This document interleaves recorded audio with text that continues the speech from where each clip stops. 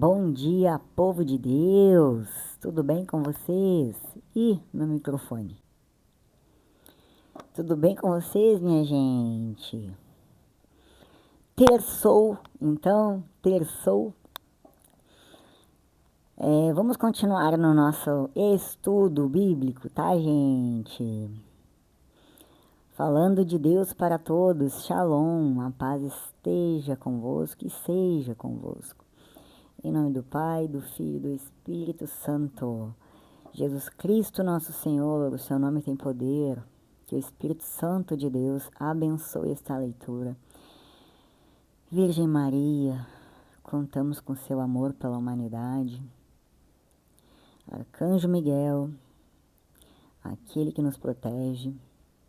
Aos anjos e santos. Que esta leitura aqui entre no seu coração e na sua mente. E que eu possa levar aquilo que nosso Senhor Jesus Cristo deseja. Tá, minha gente? E tenhamos fé. Tá, gente? Então vamos para a leitura. Nós paramos hoje, terça-feira, quarta semana da Páscoa, né? Os cristãos dos primeiros tempos se alegraram, porque muitas pessoas acreditaram no Evangelho e se converteram ao Senhor. A exemplo deles, proponhamo-nos a ajudar nossos irmãos na fé a perseverar no seguimento de Jesus. Um desafio, né, minha gente? Aqui está lançando um desafio. Esta é a verdade, tá? Minha gente, sem mais delongas, tá? Hoje temos a leitura Atos e João. Vamos continuar na nossa missão aqui, tá? No nosso propósito, com Deus nos abençoando e vida que segue, com os problemas e com as dificuldades e com tudo. Bora seguir para frente com fé, tá? Com devoção. Deus lhe vê, meu amigo, Deus vê seu coração, as suas dificuldades, suas tristezas, a sua situação financeira, a sua situação da sua casa, da sua vida, tá? Nunca esqueça disso, meu irmão, nunca esqueça disso, tá? Vamos para a leitura. Lembrando que é um evangelho explicado, nós vamos destrinchar os versículos, tá, minha gente? Então vamos para a leitura de hoje, sem mais delongas. Pega sua Bíblia. Vamos para a leitura dos Atos dos Apóstolos, no capítulo 11, do versículo 19 ao 26. Leitura dos Atos dos Apóstolos. Naqueles dias, aqueles que se haviam espalhado por causa da perseguição que se seguiu à morte de Estevão, chegaram a Fenícia, a ilha de Chipre e a cidade de Antioquia, embora não pregassem a palavra a ninguém que não fosse judeu. Contudo, alguns deles, habitantes de Chipre e da cidade de Cirene, chegaram a Antioquia e começaram a pregar também aos gregos, anunciando-lhes a boa nova do Senhor Jesus. E a mão do Senhor estava com eles. A mão do Senhor estava com eles. Interessante. Muitas pessoas acreditaram no Evangelho e se converteram ao Senhor. A notícia chegou aos ouvidos da igreja que estava em Jerusalém. Então enviaram Barnabé até Antioquia. Quando Barnabé chegou e viu a graça que Deus havia concedido, ficou muito alegre e exortou a todos para que permanecessem fiéis ao Senhor com firmeza de coração. É que ele era um homem bom, cheio do Espírito Santo e de fé, otimista, né, minha gente? E uma grande multidão aderiu ao Senhor.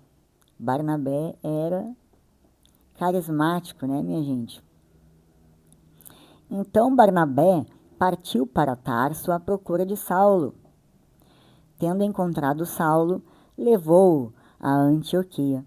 Passaram um ano inteiro trabalhando juntos naquela igreja e instruíram uma numerosa multidão. Em Antioquia, os discípulos foram pela primeira vez chamados com o nome de cristãos. Palavra do Senhor. Como falamos ontem, né?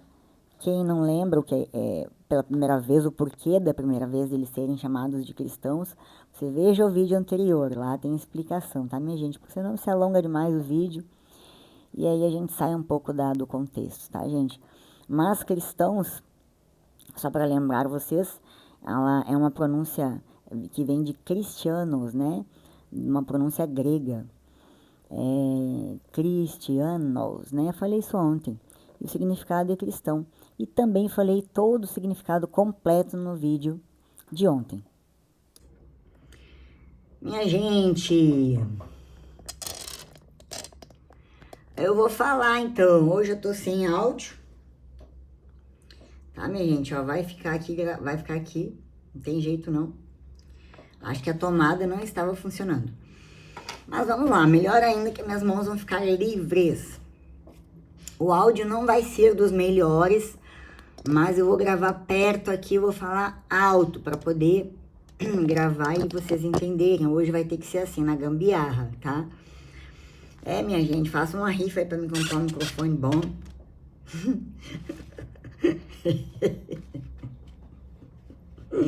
Ai, minha gente, vamos para a explicação então. Capítulo 11, tá? Vamos entender o significado. Capítulo 11 no versículo 19, tá? A missão cristã continuou se expandindo ainda mais para regiões bem distantes da Judéia, como Fenícia, Chipre e Antioquia, né? Lá depois, no versículo do 10 ao 21, a evangelização de Antioquia foi realizada por cristãos de Chipre e de Cirene, né? Como resultado, essa cidade tornou-se o centro da missão gentílica e a igreja que enviou Paulo como missionário, tá, gente?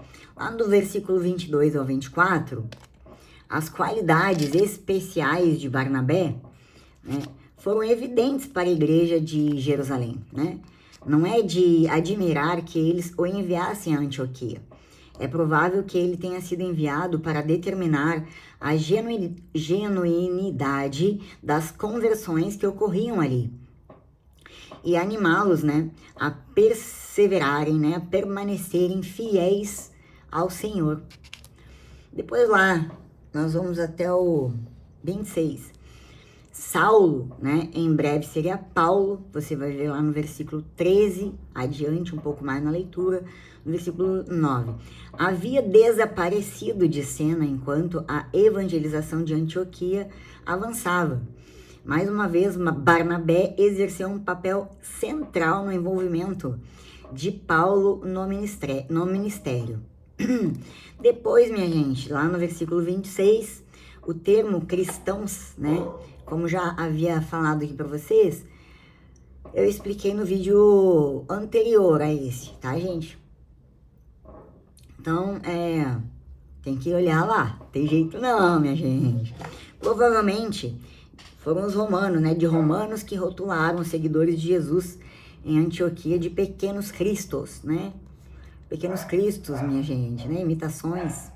Embora seja provável que pretendia ser uma ofensa, o rótulo é realmente uma honra, pois indica que os discípulos estão se assemelhando a Cristo em seu viver. Olha que lindo, minha gente, tá? Hoje é só isso daqui de explicação. Agora vamos para a conclusão deste e vamos passar para o Evangelho. Ontem nós falamos do 1 ao 18, né? Hoje nós falamos do 19 ao 26 de Atos. Então está na sequência, né? Voltamos, como eu falei para vocês, domingo é diferenciado, mas a ordem segue a mesma, né? Vamos continuar, vamos aprender. Então, minha gente, vamos gravar o que ficou mais claro nessa leitura dos Atos, tá? Principalmente, ele narra a expansão do cristianismo, né? Na mensagem cristã e para além do ambiente judaico, para aqueles que eram os escolhidos de Deus, né? E não receberam a mensagem. Então, a mensagem foi para os gentios. E aí, minha gente, começou aquela confusão, né? Com a chegada dos discípulos a Antioquia e o início da comunidade cristã, chamados de cristãos, né? Este trecho ele descreve, porque aí começou a perseguição, né, minha gente? Eu gostaria até de entrar mais profundamente, né? Quem perseguiu, o que fizeram, mas aqui eu trago os pontos principais e principalmente a mensagem, tá? A mensagem. Com o tempo a gente vai evoluindo dentro da leitura. O trecho só descreve a perseguição que levou os discípulos a se dispersarem, a conversão de muitos gentios em Antioquia, o envio de Barnabé para fortalecer aquele que era cheio do Espírito Santo, e por ele muitos se converteram, fortaleceu a comunidade, né? Depois se juntou com Paulo para ensinar e evangelizar. Depois a passagem destaca a importância da missão para os gentios e o surgimento do nome cristãos pela primeira vez, tá? Ontem também falamos disso. Gravando na mente, perseguição como oportunidade. Nunca esqueça disso. Você pode ver a situação horrível. Você pode pensar, nossa senhora, não, só me deixa as coisas ruins. Mas você deve imaginar que do ruim pode vir uma oportunidade maravilhosa. Da destruição, depois da chuvarada, sempre vem aquele sol. Então, se você pegou algo destruído, agradeça, pois aí está uma nova oportunidade de reconstrução. Por isso que eu digo, no sofrimento louve a Deus, porque com certeza outras oportunidades virão, assim como aconteceu com os apóstolos. Creio que seja isso aqui que ele queira nos transmitir. A conversão dos gentios, né? A passagem mostra a abertura do evangelho para os gentios, com muitos deles se convertendo a Jesus em Antioquia. E aí começa a transmissão universal para todos os fins, né? Para todos os confins da terra.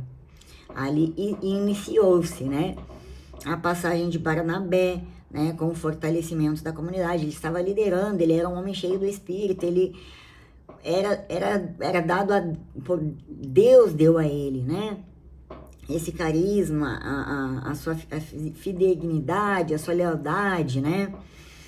Então ele teve este suporte, né? E construiu a igreja ali, a primeira, né? Comunidade cristã.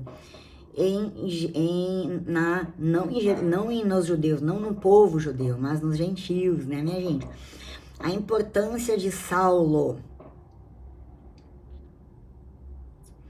Saulo, que mais tarde se tornaria o apóstolo Paulo, é buscado por Barnabé e trazido a Antioquia, indicando a importância da sua missão para o futuro da igreja. Por quê, minha gente? Porque Paulo estava sendo perseguido, né? Por quê? Porque os judeus não estavam aceitando isso, né, minha gente? Um homem que ninguém esperava que Deus levantasse ele, porque o quê? Deus é o Deus imprevisível, do improvável, né?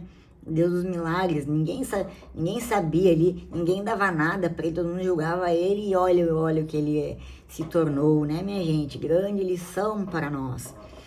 Depois, o nome cristãos, como já falamos, né? A comunidade em Antioquia é identificada pela primeira vez como cristãos, um nome que vai se tornar conhecido em todo o mundo, até os dias atuais. Esta é a mais importante aqui, mensagem desta passagem, desta parte aqui dos Atos dos Apóstolos. Vamos para a leitura do Evangelho agora. Bora lá, minha gente, vamos continuar aqui. Vou falar perto aqui para poder sair minha voz clara aqui para vocês. Então, minha gente, Evangelho, pega lá João, capítulo 10, do versículo 22 ao 30. Evangelho de João. Minhas ovelhas escutam minha voz. Eu as conheço e elas me seguem. Proclamação do Evangelho de Jesus Cristo segundo João. Celebrava-se em Jerusalém a festa da dedicação do templo. Era inverno. Jesus passeava pelo templo no pórtico de Salomão. Os judeus rodeavam-no e disseram: até quando nos deixarás em dúvida? Se tu és o Messias, dize-nos abertamente. Haja paciência de Jesus, né, minha gente? Coração manso. Jesus respondeu: já vô-lo disse, mas vós não acreditais. As obras que eu faço em nome do meu Pai dão testemunho de mim. Vós, porém, não acreditais, porque não sois das minhas ovelhas. As minhas ovelhas escutam a minha voz. Eu as conheço e elas me seguem. Eu dou-lhes a vida eterna e elas jamais se perderão e ninguém vai arrancá-las de minha mão. Meu Pai, que me deu essas ovelhas, é maior que todos e ninguém pode arrebatá-las da mão do Pai. Eu e o Pai somos um. Palavra da salvação. Agora vamos para a explicação, tá, João? Pega lá sua Bíblia, tá, minha gente? Vamos continuar lá da explicação. 22 ao 30, capítulo 10.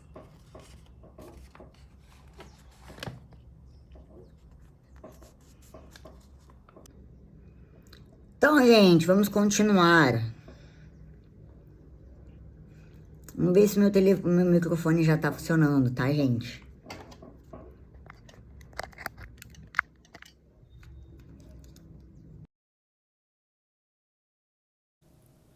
Bom, essa tomada aqui, pelo jeito, deu para dar uma carga. Deixa eu só testar. Então, vamos continuar, tá?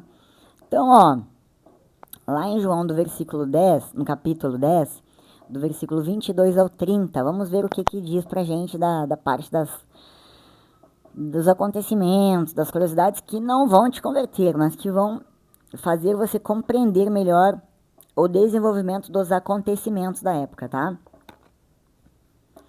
Então, gente, do versículo 22, a festa da dedicação celebrava durante 8 dias a nova dedicação do templo judaico em dezembro de 164 a.C.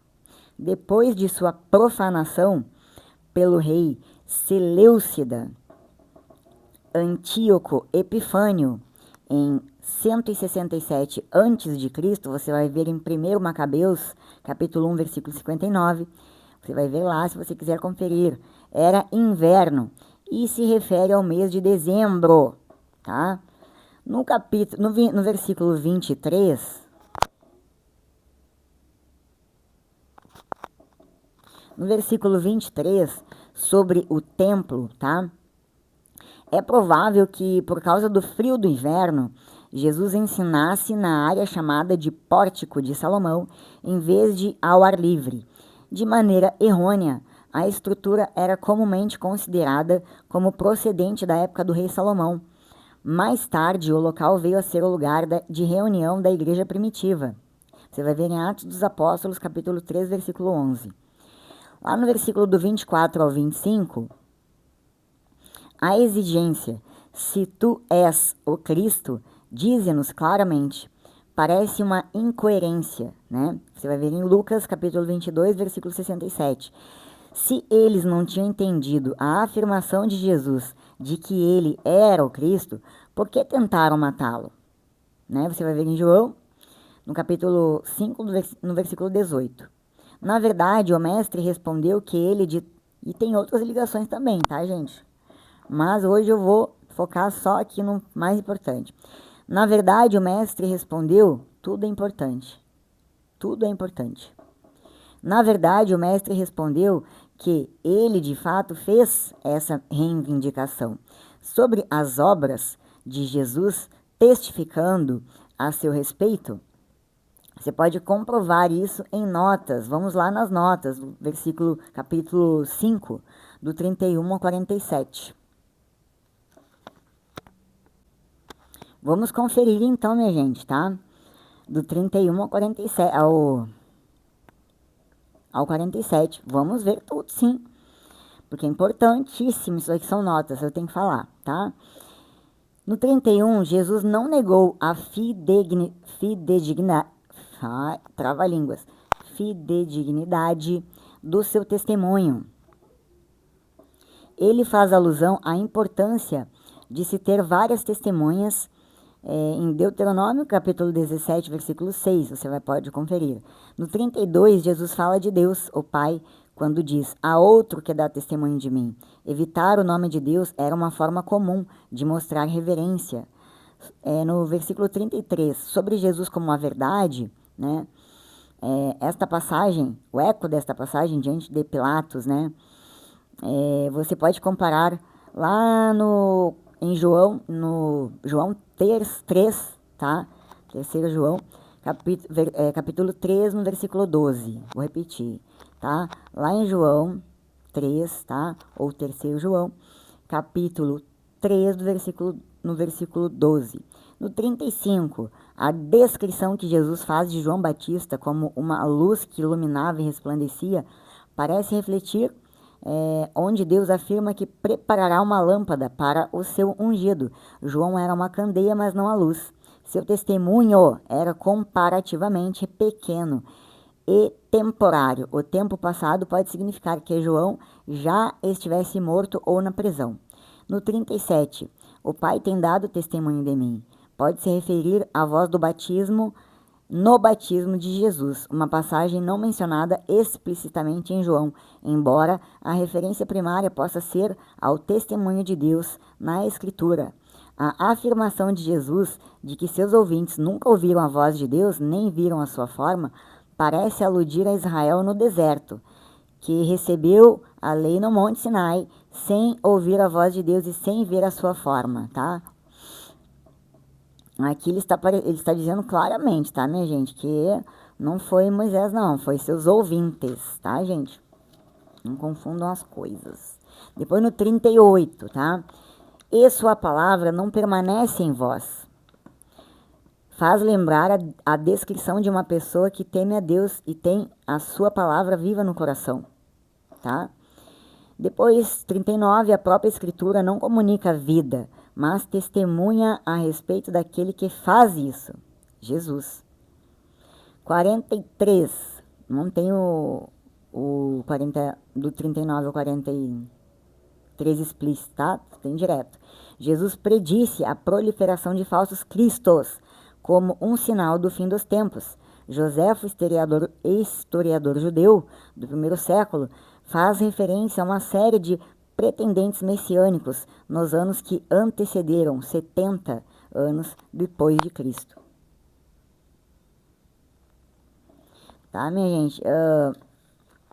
Então já falamos aqui que é até o 47, né? Fomos até o 43. E do 45 ao 47, o apelo de Jesus a Moisés prepara o caminho para o capítulo 6, né?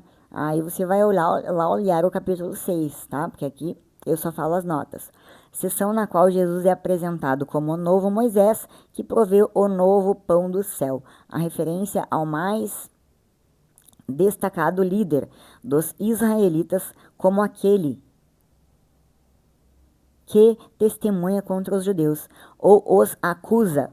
Pode aludir a Deuteronômio, capítulo 31, versículo do 26 ao 27, onde a lei foi invocada como testemunha contra o povo do pacto. A referência a Moisés escrevendo a respeito de Jesus, em João, capítulo 5, no versículo 46, pode aludir ao Pentateuco atribuído a Moisés, ou a predição de um profeta como ele, em Deuteronômio, capítulo 18, versículo 15. Voltando para o texto agora. Paramos lá do 26 ao 29, tá? Não tem cada um, mas tem do 26 ao 29. Arrancará, né? Denota o uso de força. O comentário contrasta com a figura do mercenário nos versículos 12 e 13, tá? Que abandona o rebanho na hora do perigo e faz lembrar algumas afirmações no Antigo Testamento que assinalam a impossibilidade de alguém livrar-se da mão do Senhor.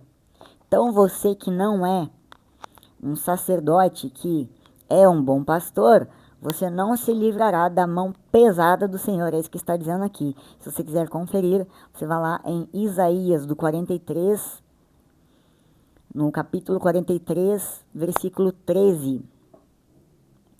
Tá? E nós vamos até o 30, né? É o último agora, versículo 30. A reivindicação de Jesus de que ele e o Pai são um reflete o Shema, a confissão básica do judaísmo, e também equivale a uma atestação de sua divindade. Mais tarde é dito que a unidade de Jesus com o Pai é a base sobre a qual os seguidores de Jesus estarão unidos. Tá, minha gente? Você vai ver em João, capítulo 17, versículo 22. Tá? Duas coisas que eu quero deixar claro aqui, que eu falei aqui para vocês, né? A festa da dedicação. O que é essa festa da dedicação que muita gente vai querer ficar sabendo? Também conhecida como Chanukah ou Festa das Luzes. É uma festa judaica que comemora a vitória dos macabeus sobre os seleucidas e a rededicação do Templo de Jerusalém. É uma celebração de 8 dias, que começa no 25º dia de Kislev, no calendário judaico. No Novo Testamento, Jesus é mencionado a participar da festa da dedicação em Jerusalém. Tá? João, capítulo 10, versículo 22. Tá? Eu poderia falar mais, mas vou para a outra coisa que eu quero esclarecer aqui, é outro nome. Isso aqui, minha gente, é uma informação importantíssima, porque ela nos relata, muitos dizem, né, que a Bíblia não fala em confissão, né, que Jesus não falava em confissão ou algo do tipo. Porém, nós temos aqui algo da religião judaica que, com certeza, todo aquele que era judeu, né, fazia. Então, o Shema, né, onde falamos aqui sobre o Shema, e aí não ficou claro, né, para mim também não ficou claro, é uma confissão básica, né, e central do judaísmo, uma declaração de fé em um único Deus. Significa, ouça, ó Israel, e é a primeira parte de uma oração que, segundo o Deuteronômio, capítulo 6, versículo 4, declara: ouve, ó Israel, o Senhor nosso Deus, o Senhor é um. E este Deus de Israel, minha gente, é o mesmo Deus, tá? Lembrem-se, eu sou, né? E depois no Novo Testamento, as 7 autodenominações que Jesus Cristo usava. Eu sou o bom pastor, eu sou o caminho, eu sou a luz, né? Eu falei isso aqui várias vezes, tá, gente? Então eu não vou repetir todas, não, porque até nem decorei, não, tá, minha gente? Que esse não é o meu objetivo aqui, não. Não mesmo. Quem sabe depois de eu ler trilhões de vezes eu consigo decorar, mas também não é o meu objetivo.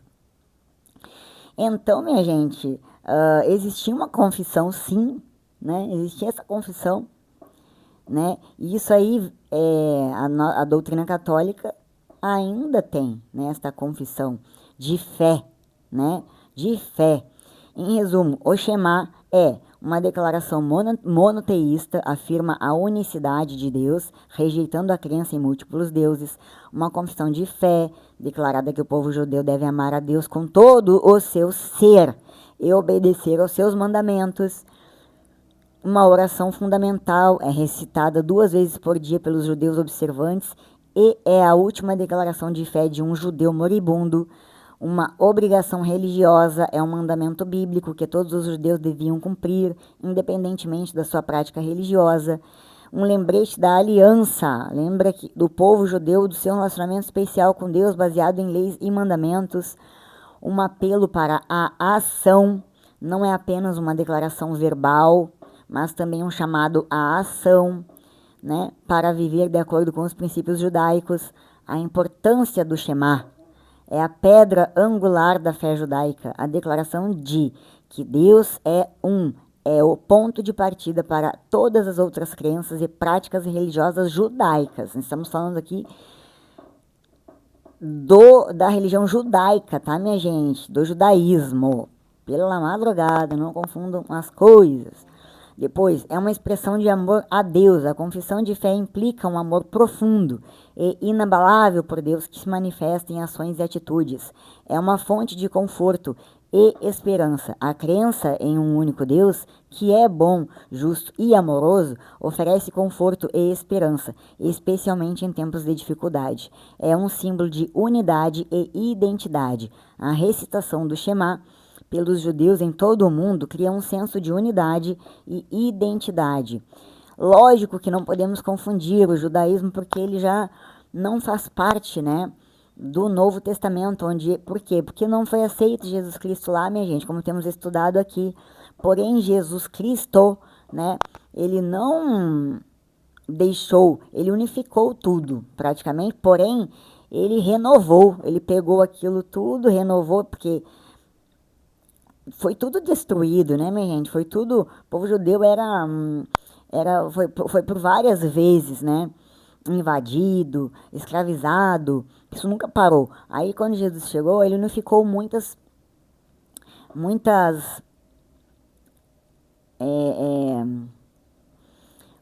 normas, muitas leis, né, judaicas, e trouxe de alguma forma para os cristãos, né? Porque eles também não poderiam sair de dentro, não dava para chegar para os cristãos e colocar outras coisas que também não tivessem de acordo com o que eles entendiam.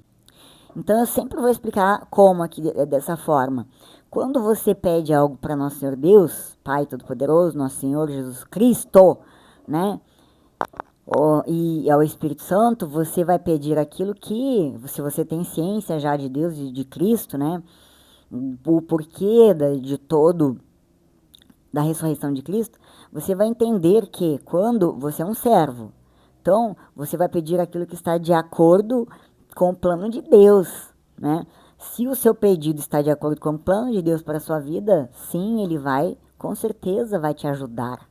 Agora, como eu falei, você vai pedir coisa que está fora da casinha, que está fora, que está longe, que é individual para você, não vai, minha gente, não vai, tá? Não vai, coisa besta, não vai, coisa boba, tá?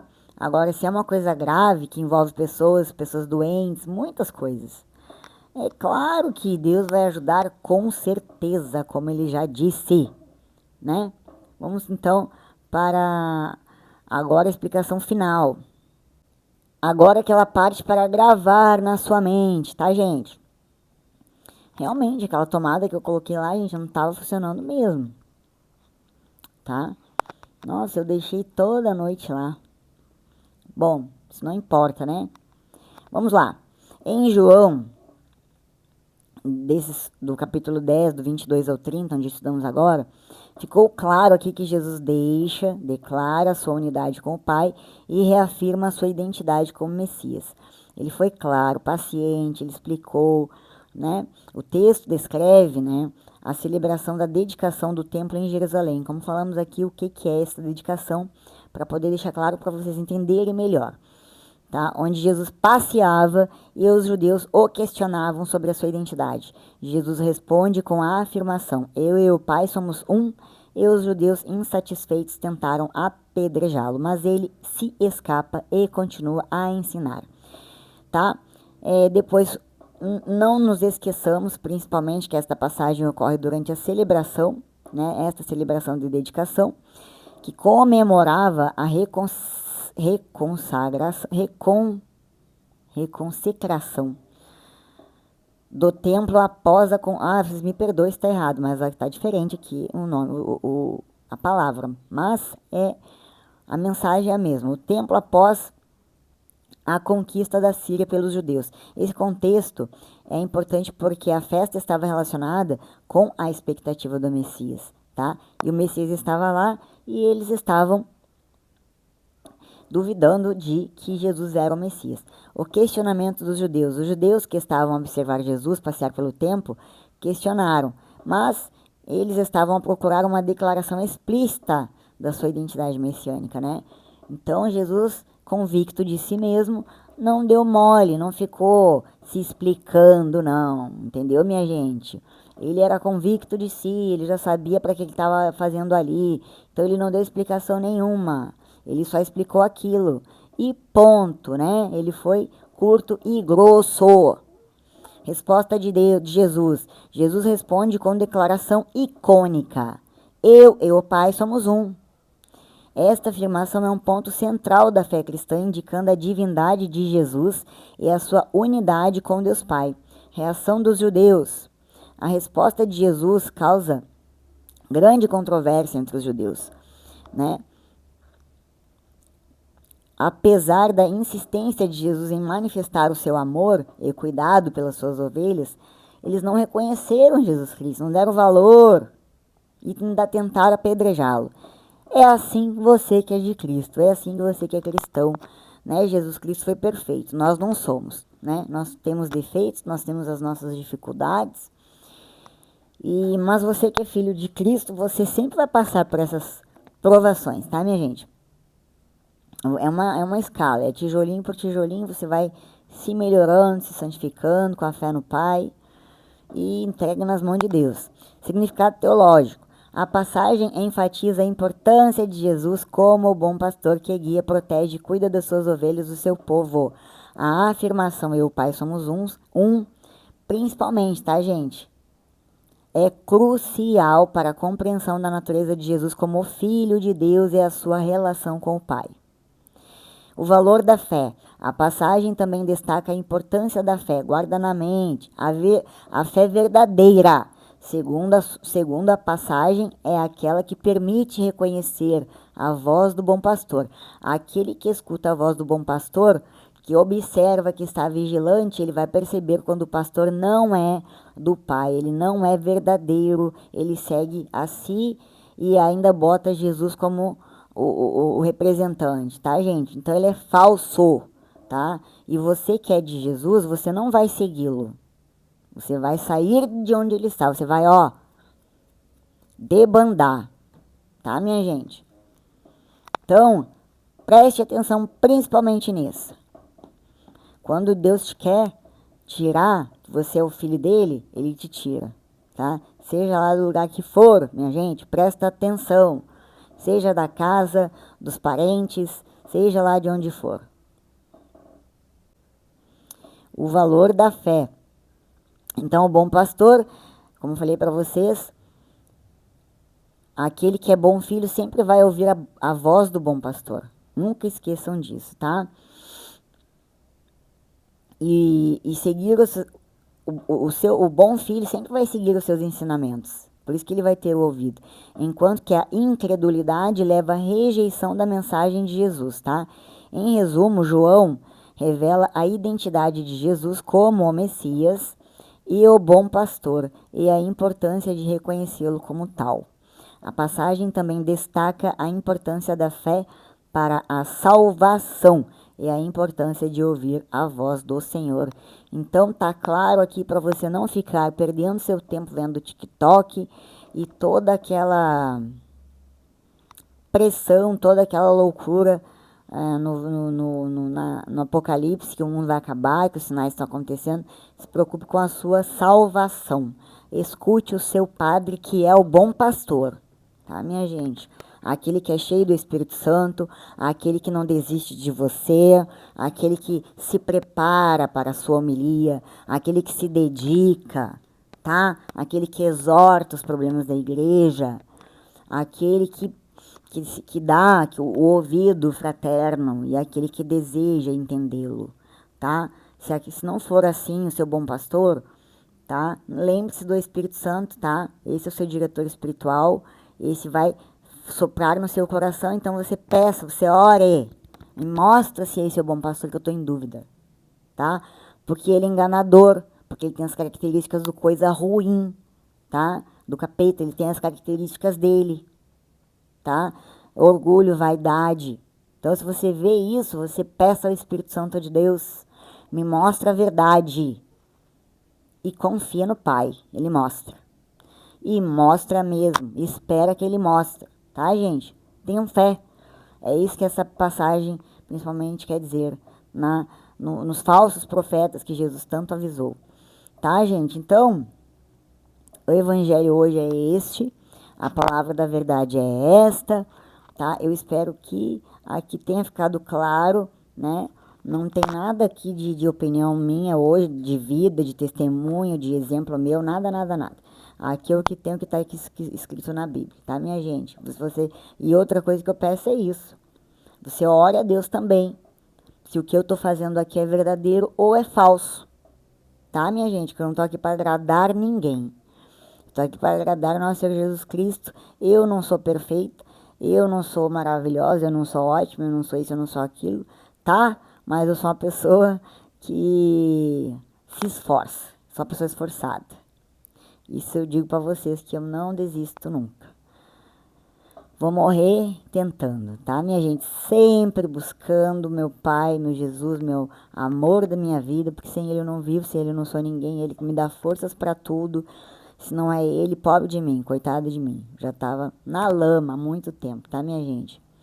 Então, em nome do Pai, do Filho e do Espírito Santo, que essa palavra tenha valido de serventia pelo menos um pouquinho. Bênção para vocês.